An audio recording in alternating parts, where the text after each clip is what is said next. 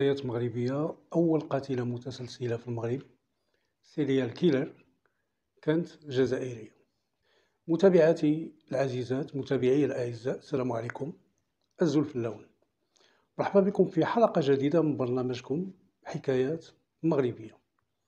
في هذه الحلقة غادي نشوفوا أو غادي نحكي لكم القصة العجيبة ديال أول قاتلة متسلسلة معروفة في تاريخ المغرب. القصة ديال هذه الحلقة وقعت في ثلاثينيات القرن العشرين، يعني في وقت كانت بلادنا تحت الاحتلال الفرنسي. وملي وقعت هذه المحاكمة ديال هذه القاتلة دارت بوم في العالم، بحيث تناقلت تفاصيل ديال جرائمها البشعة الصحافة العالمية. لكن في البداية قبل ما نبدا نحكي هذه القصة العجيبة، كنبغي ننبه المشاهدين والمشاهدات على أن بعض المحتوى بعض محتوى هذا الفيديو قد لا يناسب بعض المشاهدين الصغار، فاحتياطا المرجو عدم متابعته من طرف القاصرين، وشكرا. إذن في يوم 25 سبتمبر عام 1938، يعني هذه بالضبط واحد 83 عام، كانوا شي وليدات كيلعبوا في واحد الوسعة في درب العين في مدينة مكناس. كانت الشتا طاحت بزاف في الليلة اللي من قبل، وغير شحات في الصباح خرجوا الوليدات كيلعبوا كيف ما كتعرفوا في الأرض فازقة، وهذه شوية يتبان لهم واحد الخنشة كبيرة مرمية، اولا في الحقيقة ما كانتش مرمية، هي خرجتها الشتا من تحت الأرض جنب واحد الكرمة، لأنه باين على أنه شي واحد كان دفنها تما. مشاو الوليدات تيجريو للخنشة، وبدافع الفضول هذاك الزعيم فيهم خشى يدو في الخنشة باش يشوف شنو فيها، وهو يجبد رجل ديال بنادم، رجل مقطعة ديال بنادم. الوليدات ملي شافوا هذا المنظر البشع هربوا هما تيغوتوا، بحيث دازت يلاه شي دقائق قليلة من بعد كانوا السكان ديال الدرب كلهم مجموعين. ومن بعد تقريبا مكناس في ذاك الوقت كلها تجمعات حول مكان الحادث. ملي تقلبوا الخنشة لقاو فيها عظام وأجزاء مسلوخة لجسم بشري، يعني مقطع. كيف ما قلت كان المغرب في ذاك الوقت تحت الاستعمار الفرنسي. مقدم على الحاكم اتصل بالبوليس، البوليس رسلوا محقق فرنساوي، ورسلوا بطبيعة الحال رسلوا لومبيلونس لعين المكان.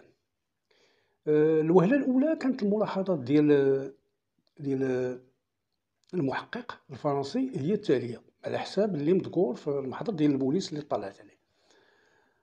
الجثة اللي لقاو هي جثة ديال امرأة مقطعة ل 11 طرف، وتسلخ منها الجلد، ماشي كامل، ولكن القاتل أو القتلة ما اكتفاوش بهذا الشيء بوحدو، بل أنهم لجؤوا إلى سلق، يعني سلقوا هذوك الأطراف. هي بدون شك سلقوهم أولا من أجل تشويه المعالم ديال الجثة باش ما تبقاش تعرف ديال من، وثانيا من أجل وقف السيلان ديال الدم، يعني على الأرجح هذا هو علاش.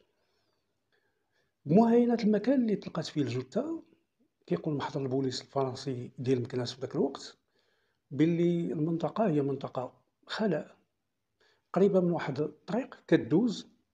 المهم الطريق منطقة بين الأحياء، عرفتوا في ذاك الوقت ماشي بحال دابا، كانت المدن كانت فيها أحياء يعني منعزلة على بعضها، كيكون بيناتهم واحد الخلا، واحد المناطق يمكن تيفلحوها الناس، يمكن تيسرحوا فيها.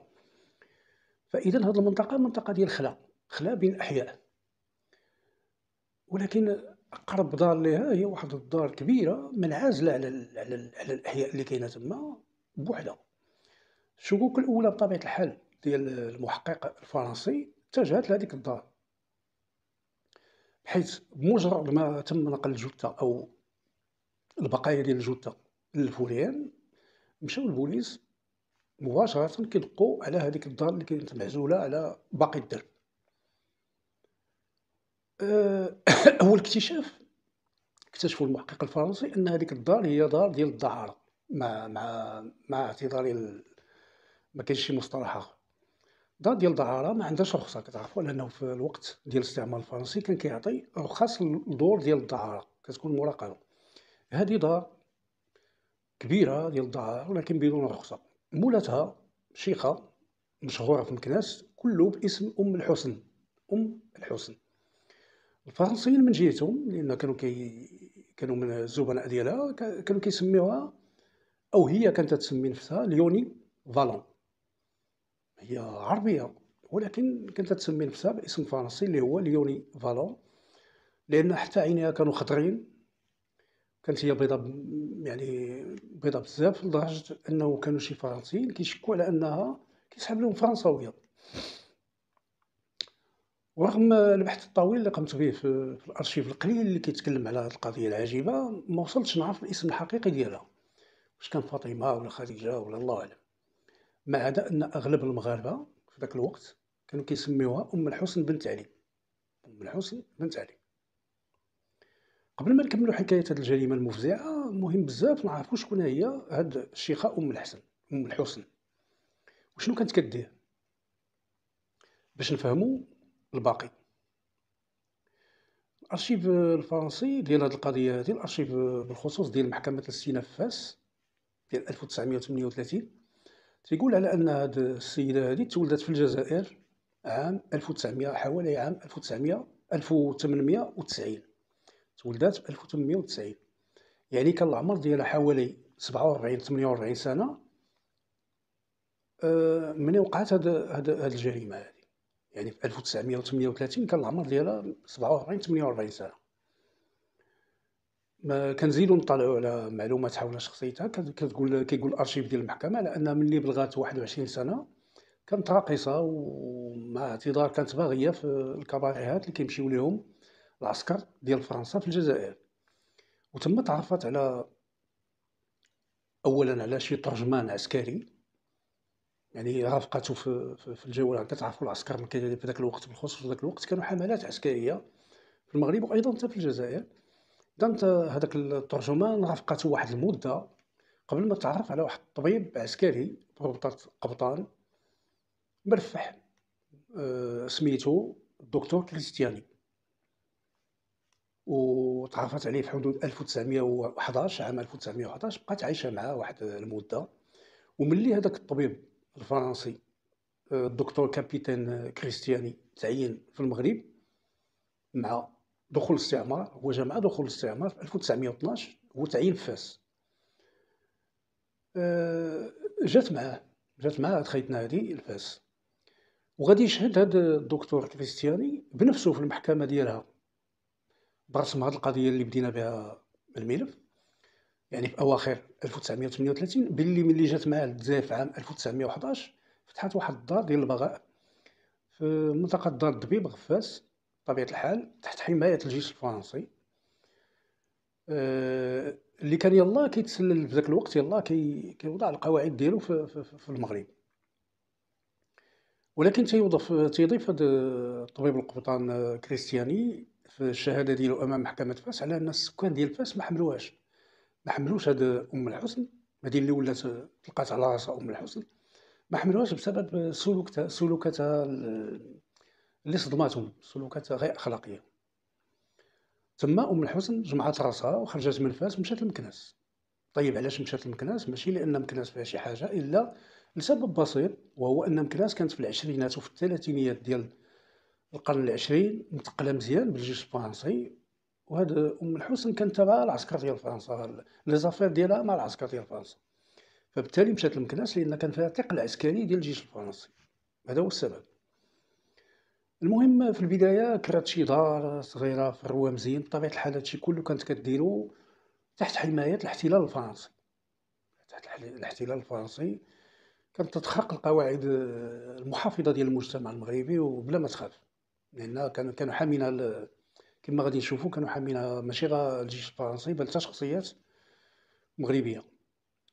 وملي ترفحات مزيان تما في ديك الزنقة ديال الروامزين، بنات واحد الدار كبيرة معزولة، هي اللي وقعت فيها الواقعة هذه ووقائع أخرى، ودارت معاه كبار من علية القوم منهم الباشا د مكناس المغربي، ومنهم الجنرال الفرنسي، منهم كبار المسؤولين ديال الإدارة الفرنسية، عسكريين ومدنيين وبوليس الشهادة ديالو كيوصفها الكولونيل الفرنسي مار باللي شافها في كتاب ديالو، في المذكرات ديالو على العمل ديالو في الجيش الفرنسي في المغرب. تيوصف هاد الحسن حيت تيقول على أنه شافها في الوقت ديال العمارة ديال الموسم د عيساوة في مكناس عام 1919.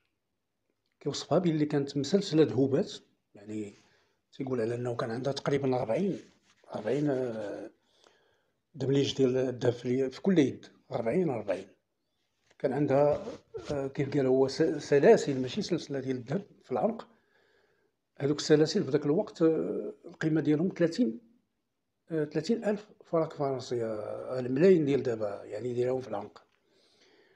وتوصفها باللي كانت لابسة حوايج شيك من الحرير وراكبة على بغلة بيضاء.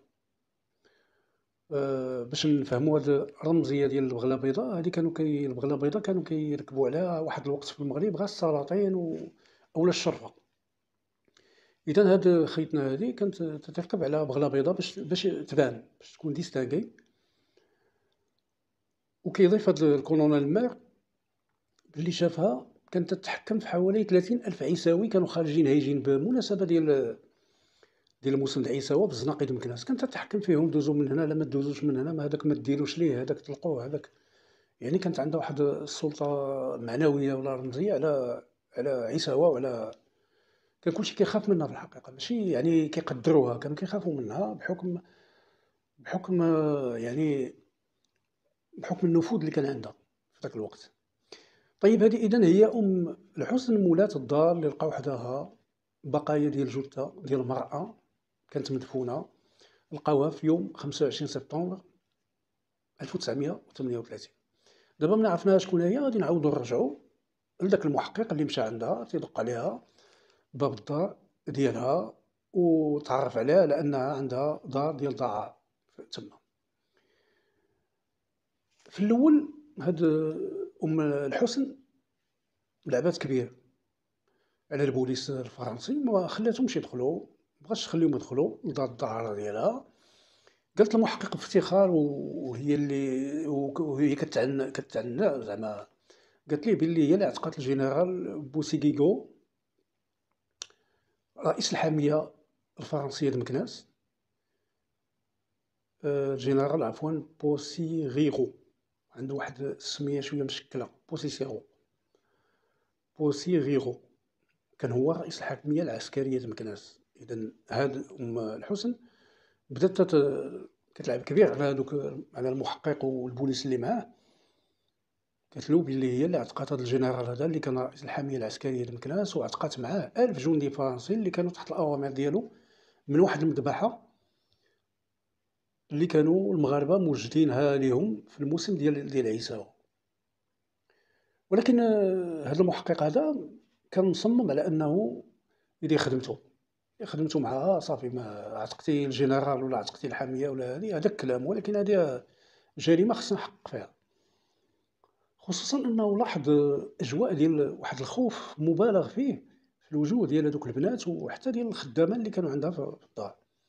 كلهم كانوا كيبان في وجههم واحد الخوف اللي كبير بزاف. لكن المفاجأة اللي غادي يصادف هذا المحقق الفرنسي وما كان كيتوقعها حتى واحد، وهي واحد الخادم ماشي واحد الخادم الوفي ديال هاد أم الحسن اللي كانت كدير به جميع الأعمال القذرة ديالها. كان سمو الشريف محمد بن علي طيب. هاد خونا هذا يلاه بدا تيسولو المحقق، بدا كيسولو، بدا كيعطيه في الاول اسئله باش يحاول يستفزو يدوي. يلاه بدا تيدوي، السيد مات بالخلعه، وبدا كيعاود ليه كلشي بالتفصيل، واحد التفصيل كما كيقولوا الممل، ولكن واحد التفصيل اللي مدهش. قال لهم بلي هاد مولا الدار بلي هذيك ام الحسن كانت قبيحه مع الناس ديالها، مع الخدامه ديالها، ومع ايضا مع دوك الفتيات اللي عندها. وكان عندها واحد المبدا ديال انه اللي دخل للدار ديالها كيولي عبد ديالها، اللي دخلت ولا اللي دخل للدار ديالها كيولي عبد. عبد مشرط الحناك كتصرف فيه كيبغا، تقتلو تحييه دير فيه اللي بغا، وكتعنت عليهم باللي ما كتخاف حتى من حد، وباللي السلطات لا المغربيه ولا الفرنسيه كلها في يديها ما عندها مناش تخاف. فبالتالي كانوا كيخافوا على سلامتهم كما غادي نشوفوا، لان كان الانتقام ديالها كان الانتقام ديالها اللي كتنفذوا في حق دوك اللي ما داروش داكشي اللي بغات رهيب. هذا الخادم محمد بن علي الطيب كان عنده تقريبا نفس العمر ديال هاد ام الحسن، حوالي 47 عام. كان كينفذ لها جميع المهام الوسخه اللي كتامر بها. قال كشف المحقق الفرنسي على انه من اصل 14 ضحيه كانت مسجونه في الدار ديال هاد ام الحسن، 3 غبن لهم الاثر نهائيا، و4 قتلاتهم، 4 يعني حضر هو القتل ديالهم، و7 عذباتهم واحد العذاب رجعهم معطوبين مدى الحياه. يعني كاين اللي مشى ليه الشوف، كاين اللي مشى ليه السمع، كاين اللي مشى ليه، كاين اللي ما تشل، كاين. وملي سول المحقق هذا محمد بن علي الطيب، يعني هذا الخادم ديال هاد ام الحسن، سولو على هذيك الجثه اللي لقاو، قال له ديال من؟ قال لي هذيك ديال واحد الشيخه كانت خدامه عندها سميتها شريفه، قتلتها ام الحسن، حنا غنشوفوا علاش، وامرته هو باش يدفنها. في مواجهه الاعترافات هذه يعني المروعه، طلعت ام الحسن للجبل ونفات نهائيا الاتهامات ديال الخادم ديالها، طلعت للجبل. المحقق واصل البحث ديالو في الدار ديال ام الحسن، لان كما كتشوفوا في الصوره دار كبيره بزاف، ويبان ليه واحد الحيط جديد، يلاه دازت عليه شي يامات، باين باقي جديد داكشي، يعني يلاه دازت عليه شي يامات باش تبنى. جا لحداه بدا تيسمع منه بحال شي اصوات ديال القطور. سول هذيك مولا الدار ام الحسن، قال لها شنو هاد الاصوات هادو اللي كيتسمعوا من مور هاد الحيط هذا؟ قالت لي هادوك واحد، كنا درنا شي اصلاحات، ومنين بنينا هاد الحيط هذا واحد القط حصل تما وبنينا عليه، ما رديناش ليه البال، بنينا عليه، سدينا عليه، هو اللي كيغوت، كيبقى يغوت هكاك. المحقق بعد ما شاف الدار ديالها، وبعد ما داك المعالم ديال الرعب اللي شاف في الدار ديالها، واللي شاف في الوجوه ديال هذوك اللي كاينين في الدار ديالها، ما دخلاتش ليه هاد القضيه ديال القطوط ديال القط في راسو، ما دخلاتش ليه العقل. شد المسدس ديالو، يعني الفردي ديالو، وديك القبضه ديال الفردي، بقى يدق في داك الحيط تيقول واش كاين شي واحد هنا؟ ابوليس هذا، واش كاين شي واحد هنا؟ سكوات واحد شويه ويسمع شي دق خفيف في الحيط، وشي صوت ضعيف، هذاك الصوت ما ميزش شنو تيقول. المهم جاو البوليس اللي معاه وهادي، هزو داكشي اللي لقاو، بداو كيطيحوا في الحيط. منين داروا واحد الفتحه في الحيط، تصدموا حيت شافوا 3 ديال البنات ومعاهم واحد الولد تكون عنده ديك 14 15 عام، بقى فيهم غير السكولات، يعني كانوا مدفونين حيين مور هذاك الحيط، على اساس انهم كيموتوا ببطء، كانوا على بعد خطوه واحده من الموت. طلبوا من البوليس الماء، ناضت هي هذيك ام الحسن، جابت لهم واحد الخابيه ديال الماء. هذاك الولد الصغير اللي واخا هو كيموت كيقول الماء، جابت ليه الخابيه ويدفعها، قال لها بغيتي تعطينا فيها السم كما مولفه كتقتل عباد الله. المهم البوليس جابوا ليه الشرب هو وهذوك البنات، ومي تصنتوا لهم واحد شويه، عطاهم واحد شويه د الراحه وتصنتوا لهم. حكاو هذوك البنات مع هذاك الولد باللي سدات عليهم، دفناتهم حيين 4 ايام، دفناتهم بنات عليهم حيط ودفناتهم 4 ايام بلا ما بلا نعمه، خلاتهم تيموتوا ببطء. علاش؟ فقط لانهم كانوا شهود على القتل ديال هذيك الراقصه شريفه، اللي كيف قلنا هي اللي تلقاو هذوك البقايا ديالها في البدايه ديال هذه القصه. هذه هذيك الراقصه قتلاتها هذيك ام الحسن، وقطعتها، وامرت الخادم ديالها باش يقطعها ويسلقها ويدفنها تحت كرمه. دفناتهم. علاش هادو دفناتهم حيين؟ علاش دفنات هاد البنات وداك الولد حيين؟ لأنهم كانوا ناويين يهربوا وخافتهم لا يمشيو يبيعوا بها. واخا هي عندها المعاف وعندها النفوذ وهادي، ولكن يعني بالجريمة يمكن توقع على أنه ما غاديش دوز ليها سالكة. داكشي علاش هي احتياطيا دفناتهم يموتوا ببطء. طيب لابيلانسات اللي هزو هادوك البنات الثلاثة ومعاهم داك الولد الصغير للسبيطار، وبعد ما نقذوهم الأطباء من الموت بقاو مشلولين تقريبا. بقاو كيف قلت، بقاو كل واحد معطوب من جهة، يعني مدى الحياة ثبات ليهم في أعطاب كيف كيقولوا مزمنة ما كداواش. في اليومين ديال المهم بعد ما سالا داك التحقيق البوليسي، التحقيق القضائي، دفعوها البوليس لمحكمة الجنايات في فاس. تحكمات في واحد الجلسات ماراطونية في يومي 15 و 16 نوفمبر 1938. تعرضت هي والخادم ديالها محمد بن علي الطيب كيف قلنا أمام محكمة الجنايات فاس بتهم ثقيلة. تهم ثقيلة كيف قلت لكم. كاين اللي تقتلوا، كاين اللي اختفى، وكاين اللي تعاطفوا، كاين اللي يعني تهم ثقيلة جدا. والقضية تشهرت على المستوى العالمي لدرجة أنه كانت عندها متابعة دولية في هذاك العام في هذاك الخريف ديال 1938. كان عندها متابعة دولية، ماشي غير في فرنسا بل حتى في أمريكا، أستراليا، الإنجليز. كانت الصحافة ديال هذاك الوقت غطات هذه القضية هذه. كان اللي سماها يعني أكثر امرأة نفوذا في إفريقيا، كاين اللي سماها الغولة ديال فاس. فاس نسبة للمحكمة اللي فين تحاكمت. الغولة فاس كاين كل واحد وشنو عطاوها أسماء اللي مخيفة. وكانت عندها هذه القضية كانت عندها متابعة دولية. ولكن الغريب أنه بالرغم من هذه الضجة الدولية وبالرغم حتى من المتابعة ديال المغاربة، لأن كانوا يطلقوا عليه شائعات، كانوا المغاربة كيحكيو رجعوا أسطورة، كل واحد كيحكيها بالطريقة ديالو.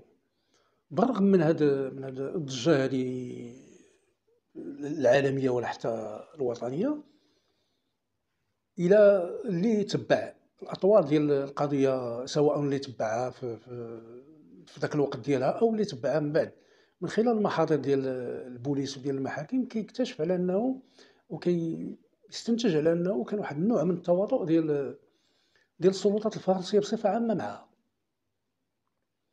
علاش؟ لانها هي وهذا التواطؤ بان من خلال الصمت ديالها. لان في اطوار التحقيق البوليسي، في اطوار التحقيق في المحكمه، بقات كتنفي الوقائع نفيا باتا، وداكشي كله مسحاتو في الخادم ديالها. وهي تتنفي علما ان الخادم ديالها كما معروف، كما شهدوا هذوك الضحايا المغاربه اللي كانوا عندها في الدار، وهذه شهدوا على انه كان خادم، ماشي هو كينفذ تحت الخوف، كينفذ داكشي اللي كتامر به. بالمقابل هي حضرت بواحد النوع ديال التعاطف من طرف السلطات البوليسيه ولا العسكريه اللي كانت حاكمه في ذاك الوقت. علاش؟ من غير انها كانوا هذوك لا كبار مسؤولين البوليس ولا كبار المسؤولين العسكريين ولا حتى كبار المسؤولين ديال الاداره المغربيه في ذاك الوقت، كانوا من الزبناء ديالها. يعني هذا خلاهم يتعاطفوا معها. من غير هذا العامل هذا كاين عامل اخر، وهو انها كانت كتعاود شي حكايات ديال كيفاش عتقات الجيش الفرنسي من مذابح كانوا المغاربه موجدين لهم. في المحكمه مشات الوقائع ديال المحاكمه ديالها مشات في هذا الاتجاه هذا كله. المحكمه شدات في هذه القضيه ديال واش فعلا السيده عتقات عسكر ديال فرنسا في ذاك الحوادث ما يسمى بحوادث فاس. حوادث فاس في 1912. هذه الحوادث هي اللي جا من بعدها الاعلان ديال الاستعمار ديال المغرب رسميا. حوادث ديال 1912 فاس مشهوره يعني في الحوليات ديال التاريخ الفرنسي والتاريخ المغربي بحوادث فاس ديال 1912. هي تتقول انه في هذاك الوقت ديال 1912 من وقعت ديك الحوادث كانت عندها شي دار دعاره في فاس، في مدينه قديمه. ملي وقعت هذيك ملي وقع هذيك لا ميتينيري، دوك العسكر ديال المغاربة ملي ناضوا انتفضوا ضد دوك المدربين ديالهم ديال الجيش الفرنسي وبداو كيقتلوا فيهم. ملي وقعت هاد الوقائع هادي تتقول هي على أنه دخلات للدار ديالها واحد 20 ضابط في الجيش الفرنسي وسدات عليهم، ومنين هجموا عليهم هادوك العسكر ديال المغاربة بغاو يقتلوهم هي جبدات واحد داك المسدس ديالها وقتلات واحد من دوك المغاربة وناضت تيرا فيها وتبليسات في يعني ولات بالنسبة للفرنسيين عن حق أو عن كذب ولات بطلة وطنية، لأنها اعتقلت 20 ضابط في المحاكمة ديالها أمام محكمة فاس في نوفمبر 1938. هاد الوقائع يعني بقات بين الكذب والصدق، لأن شي وحدين نفاوها، شي مسؤولين فرنسيين نفاوها بما فيهم الطبيب اللي كان جابها هو الأول من الجزائر للمغرب كيف عاودت لكم. هذاك في الشهادة ديالو كانت سلبية ضدها، كانوا شي وحدين اخرين عطاو شهادات على انه من المستحيل انها تكون نقدات 20 ضابط، لان كيف قال واحد فيهم قال كان ديك الساعه مجموعه الضباط الفرنسيين اللي كانوا كيدربوا بين قوسين الجيش المغربي في فاس كانوا 37 ضابط. هذوك 37 تقتل فيهم 17 ضابط فرنسي قتلوا من المغاربه في هذيك الحوادث ديال فاس، تقتلوا 17 يعني شحال بقات؟ هي تتقول على انها نقدات 20 30 حيد منها 17 شحال بقات؟ بقات 13 ماشي 20. اذا المهم كان واحد التناقضات في ذاك الكلام ديالها، ولكن بالرغم من هذا الشيء العجيب الغريب هي انها خرجت من الدعوه، خرجت الدعوه ديالها سالكه، بحيث انه في النهايه ديال هاد اليومين فاش تحكمت في يومين. هاد اليومين تحكمت هي ب 15 سنه سجنا مع اشغال شاقه، والمساعد ديالها محمد بن علي الطيب تحكم ب10 سنوات اشغال شاقه. طيب جرائم ديال القتل بالجمله والتعذيب والاحتجاز تحكمت يلاه ب15 سنه. اغرب من هذا حاولت نشوف نبحث في داك الارشيف القليل اللي كيتكلم على هذه القضيه هذه، يعني شنو كان المصير ديالها من بعد السجن، واش فعلا دوزت 15 سنه اشغال شاقه. لقيت مقال واحد فقط ديال واحد الاسبوعيه امريكيه اللي في هذيك الثلاثينيات كانت تتساءل كيفاش ان وكدير واحد المقارنه مع القانون الامريكي بين القانون الفرنسي ديك الساعه اللي كان هو اللي مطبق في المغرب، كان كيحكم في المغرب، وبين القانون الامريكي. تتساءل هذيك الاسبوعيه الامريكيه تيقول كيفاش هذه السيده هذه اولا دارت هذه المصايب الكحله كامله يلاه تحكمت ب 15 سنه اشغال شاقه، واخا هي ما تتكلمش تتقول على انه في الوثائق ديال الارشيف الفرنسي تيقول على انه تم اعدامها. هاد ام الحسن تم اعدامها ديك الساعه بالمقصله، هذيك لاغيوتين اللي كتقطع الراس ديال المتهمين. تتقول هذه الاسبوعيه الامريكانيه لانه تيقول الارشيف الفرنسي باللي تم اعدامها رسميا، تم اعدامها. قال لك فاذا بها هما في ذاك الوقت هاد الاسبوعيه الامريكيه قال لك على انه مصادر ديالنا تتقول باللي السلطات الفرنسيه في المغرب كانت تستعد في ذاك الوقت انها تطلق السراح ديالها. بمعنى شنو؟